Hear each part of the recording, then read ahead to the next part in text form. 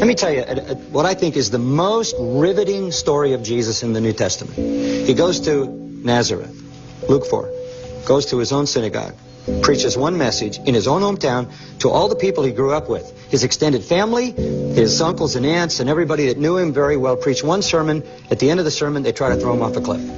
Try to kill him. What do you say in one sermon to your family and friends that makes them that mad? You know what he told them?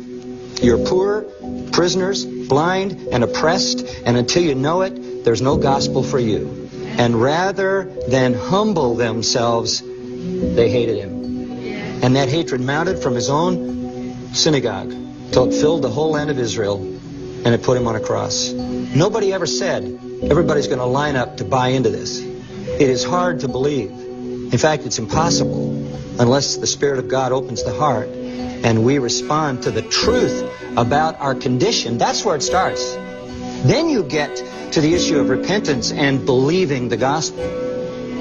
So what you're saying is that before I can become a Christian and embrace the solution that Christ offers, I first have to understand my problem, and that is that I am guilty of sinning against my God, and therefore it is right for God to condemn me, and I desperately need to be forgiven. That's right. And add to that the fact that I am so crushed, I am so disturbed, I am so broken, I'm so battered, I'm so humiliated by that condition, I am so helpless to change it myself, that all I can do is cry out to God. And in that cry, I am saying, not only do I want to be delivered from the person that I am, kill me, but I want to turn to righteousness. I want, like David, oh, how I love your law. That's the difference. You were talking to Candace about the difference in her life, and I heard her say it without saying. She didn't love the law of God before she became a true Christian.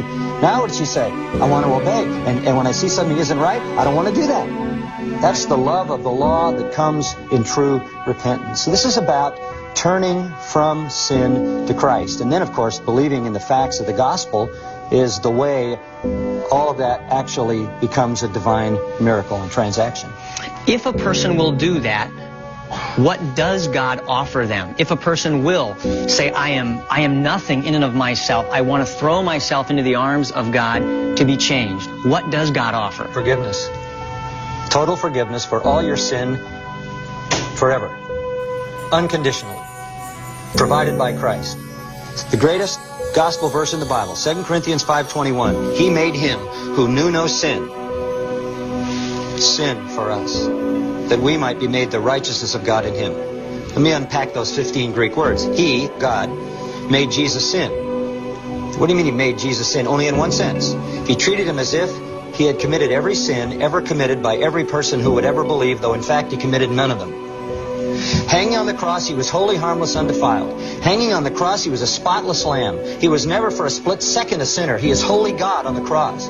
But God is treating him, I'll put it more practically, as if he lived my life.